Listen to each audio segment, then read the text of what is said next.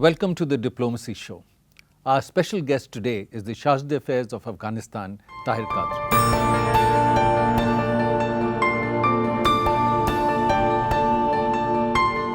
I found him particularly interesting because not only does he represent his country in India, but also represents the youth of Afghanistan. 75% of the country is below 25 years of age. Afghanistan has gone through repeated convulsions over the last 40 years. Soviet troops moved into Afghanistan in 1979. The United States, fearing that this was a move towards the warm waters of the Indian Ocean, partnered with Saudi Arabia, UAE and Pakistan to build militant jihad to drive the Soviet Union out of Afghanistan. That morphed into the Al-Qaeda, which attacked the United States on 9/11. After that, the United States decided to drive the Taliban out of power in Afghanistan because they were refusing to hand over Osama bin Laden. And today, the United States is trying to do a deal with the Taliban to get them again to be a part of the governance structure in Afghanistan. To understand the implications of all this for Afghanistan, for the youth of Afghanistan, we look forward to our conversation with Tahir Qadiry. Tahir, welcome to the show. Thank you so much, Ambassador Arun. Now tell me, as a young man, you must have been for a while in Afghanistan when the Taliban ruled. Which part of Afghanistan are you from? I come from north of Afghanistan, from the beautiful city of Mazar-e-Sharif with the Blue Mosque. From what I understand, Mazar-e-Sharif, of course, all ethnicities are there, but it's essentially a Uzbek and a Tajik dominated area. And the Taliban was seen essentially as a Pashtun structure. So when they ruled over Mazar-e-Sharif and they had taken over Mazar-e-Sharif after a lot of violence, what did it mean for you as a young man to be living under the Taliban? Thank you so much. First of all, Mazar is a very diverse city, and the province, Balkh, is a very diverse province. So we have got all ethnicities and living in solidarity and peace, and they have been, over the history. But Ambassador Arun, I was a teenager when the Taliban came into power. Still, I have some colorful images of the time. I remember that, of course, they're all, the darkest memories that I have. Even sometimes, I have nightmares from what happened during that time. So I remember when the Taliban, they were chopping out the hands of people for robbing and for robbery and theft. And they would invite us because our house was literally very close to the stadium, which is called Bagh-e-Huzur or Bagh-e-Zananat, the women garden. And there they would invite everyone on loudspeakers asking to come and see it and watch it. And people were expected to turn up. Exactly, because there, boys, in some cities they could play cricket and football. Just they would allow only sometimes, of course not during the prayer times. So we would gather there, and I remember that my father would not allow me, but still, it was because we were living in a different lifestyle. So I didn't know why they were chopping out people's, hands. But then we would go there and they would hang them on lines and wires, and then they would say that, this should be a lesson for everyone. So of course, now imagine a teenager living there at that time, I would not be able to sleep. And then I would come and tell my mother what happened. Another nightmare I have, and I always remember, is, when my mother sent me to fetch bread or something from the supermarket. And I go there and I'm riding my bike, and to my bad luck, two Taliban, they are stopping people to measure their beard, the size of their beard, the level, and the size of their hair. So I think, if I'm not wrong, at that point, if I remember it correctly, I think Titanic film had come. And some people, of course, we were not allowed to watch movies and TV in Afghanistan, but still, pirating through DVDs and all that, people were able to do that. I think they used to bring it from neighboring countries. And I think we had just watched that. So the Taliban would call every hair, like even my style now, they would call it Titanic hair. So whatever which was longer than this size was Titanic for them. So they stopped me, but then I'm so scared and I run for my life. Then the two Taliban with guns, they chase me. So I'm riding and I don't know where I'm going to, and I'm shouting, I'm crying, and then don't know, I disappear somewhere, and then I look and then the Taliban are not there. So now imagine if they had got me, arrested me, then I would have ended up in jail, or I don't know what would have happened to my life, because many people disappeared like that. A lot of changes have happened in Afghanistan since 2001. Since the Taliban were dislodged from power. Now, compared to what you are describing and the situation in Afghanistan today, in terms of social and economic activity, how do you see the changes that have happened in Afghanistan? Well, Ambassador Arun, let me point out to one of the biggest achievements or one of the biggest milestones that we have had after the post 9/11. Couple of days ago, for the first time, a generation voted, which they turned 18. So a generation which was born right after the fall of the Taliban party. So now imagine, for me living in that era, I didn't know anything about the elections myself, for example. You know, what it would mean. Like, what is this? Because we were so disconnected to the outside world. So for this generation, I think the biggest achievement was that they went out and voted and to practice, you know, their democratic rights. So a lot of changes has happened. I sometimes keep on saying that, you know, since that time, a generation has been born. Afghanistan has been revolutionized in many terms, especially in social issues. A new generation has emerged, very dynamic, dedicated, promising. So that's why we say that the Taliban have stuck in history. So a generation, Afghanistan has moved forward, but the Taliban, they haven't. You know, they have got stuck in the history back before 2001. A lot of social changes have happened across Afghanistan. Women, you know, boys, girls, they are going to schools, universities. We have got more than 10 million kids going to schools. We have got tens of thousands of girls and boys going to universities across Afghanistan. We have got a lot of private universities, a lot of cafeterias in Kabul and across the country, which most of them are run by women, for example. In the evenings, you know, same somewhere like Delhi, let's say, imagine like Connaught Place, boys and girls sitting together and talking about, you know, their next moves. So that is the kind of, you know, new Afghanistan we are talking about. Women, you know, having very active participation in social affairs and in political lifestyle in Afghanistan. We have got at least 27% of women's participation in our parliaments today. I think it is, you know, very significant, even more than, you know, many countries. And media, freedom of expression has been one of the biggest achievements of our generation. We have got a couple hundred, you know, TV stations in Afghanistan, more than 1,000 radio stations in the country. We have got the, you know, equivalent of Saregama programs called Afghanistan, where women, you know, take part as well. For the first time, a couple of weeks ago, for the first time, an Afghan lady won the contest. So in a so-called male-dominated society called Afghanistan. So this is the kind of new Afghanistan we are talking about, and a lot of social good changes are happening. And all this, in a sense, happened really post-2001. Yes. And I remember my first visit to Kabul, in a sense, I was involved in getting India's assistance to Afghanistan started after 2001, was on 20th November 2001, a week after the Taliban left, and none of this was happening at that time. But tell me, before coming eventually into the government, you were a journalist for some time, and I understand you made some documentaries about Afghanistan. So what is the message that you have tried to convey through your documentaries about Afghanistan? Ambassador Arun, right after the fall of the Taliban party, me like many other teenagers, we wanted to do something for Afghanistan. Of course, we had the motivation, like our generation today they have, and we wanted to do something for our country because the country really needed that. So as a result, I started, you know, entering the life of journalism, and I made a lot of documentaries, and I freelanced for lots of, you know, news agencies as well.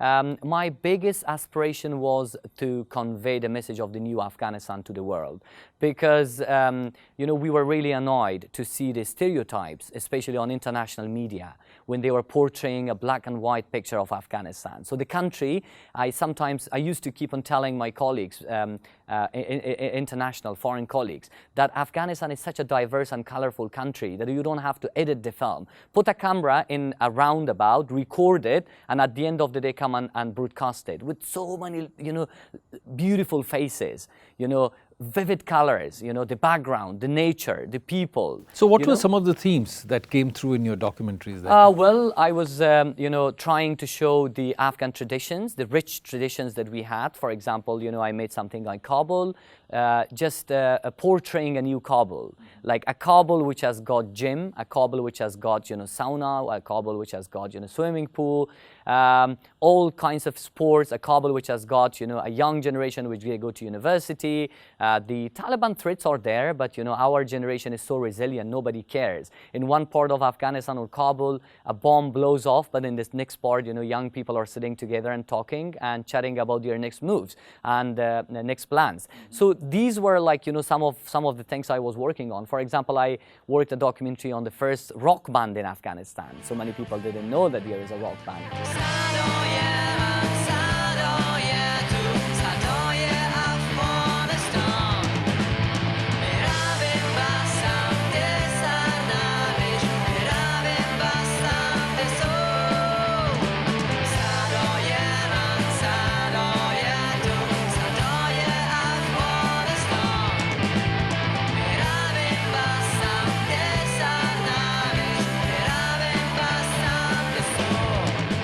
Now, given the kind of change that you have described and given the energy, the vibrancy in the new Afghan society, how are people like you looking at this discussion going on between the United States and the Taliban for the United States to work out a withdrawal agreement? So far, the Taliban have refused to talk to the Afghan government. So, looking at your future, how are you assessing it? Nobody wants peace more than Afghan people do. Nobody on earth perhaps wants peace as much as our generation they want. Because we have been giving a lot of sacrifices, from every Afghan family. I have lost some of my very beloved friends and family members in the war, same like other people. So we want war, we want peace, definitely, but we want a dignified peace. We want an enduring peace for Afghanistan, because we have come such a long way, imagine 18, 19 years, and, an Afghanistan that you experienced, but an Afghanistan that we are experiencing today. It's absolutely and totally different. So a lot of social changes. So while we really appreciate any efforts which lead to peace in Afghanistan, but we want dignified peace. So our generation, they drew their red lines. There was a hashtag called My Red Lines. So young boys and girls, they were drawing up their red lines, and they were, I think, very justifiable. For my generation, for the other young people living in Afghanistan, it is very important for them to preserve what we have gained so far, the gains that we have achieved over the last 18, 19 years. The freedom of expression is one of those red lines. The name the Islamic Republic of Afghanistan is one of those red lines.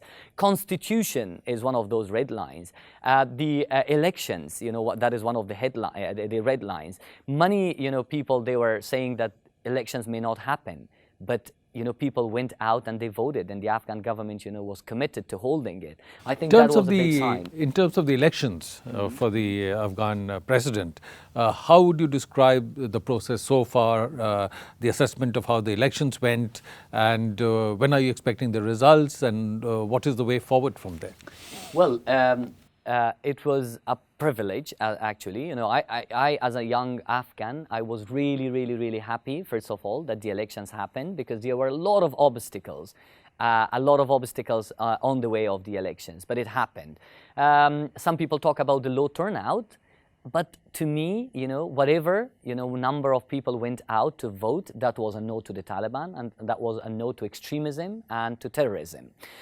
So it was one of the most undisputed and transparent elections we had, since post the Taliban, post 9/11, 2001. So I think this was one of the most transparent and undisputed elections we had. So we are really hopeful that the IEC will announce the results quite soon. So because everyone is, having faith in them and in their decisions. But IEC is the Election Commission. Independent Electoral Commission of Afghanistan. So quite soon, inshallah, they will be, announcing the results, the preliminary results. But for us, the idea of holding the elections was more than anything for our generation, because we didn't want any setbacks. Afghanistan has suffered a lot, and for us to practice our democratic values, no matter how many people went out to vote, that was a big milestone.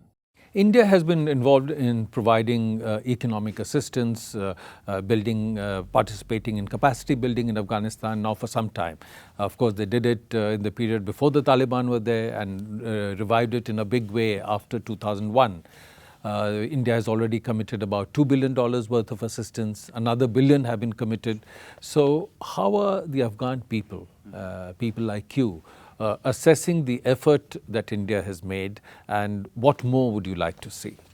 Ambassador Arun, I keep on saying that I think there is a very interesting line which says that imagining India without Afghanistan and Afghanistan without India is impossible. I think that says a lot, this word, this line. India is the biggest and the most trusted regional partner of Afghanistan in the region. That was the reason that back in 2011, India was the first country that Afghanistan signed the strategic partnership agreement. So that was a big, that was the blueprint and a big sign of the mutual contribution, the mutual relationship they have. I think the biggest component of this relationship we have is trust. That is, I think, what makes this relationship more beautiful. Afghans, they have affection and love towards India, perhaps thanks to Bollywood and to cricket. I think they have played a very important role. Yes, as you know, the Afghan cricket team Rashid Khan. He's very well known, plays in the Indian Premier League. People keep on telling me, our Indian friends, that when is he coming so we can take a selfie with him. So hopefully quite soon we will invite him to the embassy or here in Delhi. And I also remember that when as I was talking about my visit to Afghanistan on 20th November 2001, people would stop me in the street and say, do you have cassettes of Indian films? Do you have cassettes of Indian music? So I Did they also ask you if you know Shah Rukh Khan, Salman Khan? Of course. Because people keep on asking me these days that when I go to Afghanistan, they say that, have you seen this? Have you seen that? As if like they're crossing the road every day. And I say, yes, yes. But going back to the Indian assistance, so what are some of the iconic assistance programs that you feel have had impact on the people there? Well, Ambassador Arun, India has designed its programs and its projects in Afghanistan in the best way possible to win the hearts and minds of Afghan people. I think the projects, the design of the projects has been so nice that they have focused on three things. So the first one is that India, to show Afghanistan that they believe and respect the Afghan democratic values, they made the biggest iconic building of the parliament in Afghanistan. I think that is the big monument, and that stipulates actually the relationship that the two countries have. India showed Afghanistan that they believe in the infrastructure of the country. They built the biggest water dam, Salma Dam, which is, again, is helping the infrastructure of the country. And in addition to that, some 200 other vital projects across the country. Libraries, dormitories, bridges, roads, and things like that. Now, they also built a power transmission line. Exactly. And the third one, India, to show that they believe in Afghanistan's sport, they built 2 stadiums in the country, cricket stadiums in the country. So I think these projects were quite well designed and well thought, which I always say that they have won the hearts and minds of Afghan people. But of course, our relationship, especially the strategic relationship, is so much, deeper than that. So as a result, we say that Afghanistan is no more a landlocked country, because now we are connected to India through Chabahar, which is one of the biggest, dream projects of Afghanistan. We have the air corridor with India, which only in the year 2019, we had more than 125 flights taking place from Kabul to Delhi, and we exported more than 1,500 tons of fresh fruits, dried fruits, saffron, carpets, gyms. So this is, the kind of relationship we have, because India is the prime destination for Afghan experts. And now, the value of our bilateral trade, it is estimated at around $1 billion. And in terms of capacity building, training of people, what is the kind of partnership? Sure.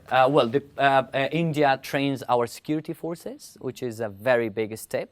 And on the other hand, we have got 1,000 scholarships every year that India gives across Afghanistan. So as a result, 16,000 students are studying here in India today. And since 2003, 60,000 students graduated from India, that they are looking at different levels of the government now, ministers, seniors like, academics, professors, and civil servants. But at the same time, of course, they are giving a lot of, other capacity building programs as well to our ministries and to our universities. There's been some criticism by some analysts that India is not doing enough in terms of partnering with Afghanistan in defense. And so is that a valid criticism, or is there some cooperation going on in terms of doing capacity building in defense, providing some equipment? What would be your assessment there? Well, as the representative of my country, as a young person as well, of course we expect more India to do, in all spheres, because India is such a big country that, that they can contribute. Of course, we can avail ourselves of their contributions, but I wouldn't agree that they are not doing enough. India is already giving a lot of assistance in terms of, security. For example, the last 2 helicopters that they handed over a couple of days ago, I think that will change the dynamics of the battlefield, we say, and the training of the security forces. Or Afghan security forces. I think that is, a big step. But of course, we want more.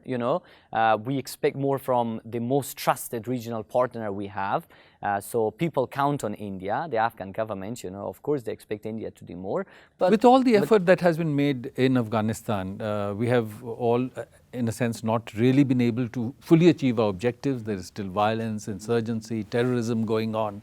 And so if the Taliban have managed to endure, what is your sense of why have they endured? Is it because of some support they're getting inside Afghanistan, or is it the support they're getting outside Afghanistan? What is happening?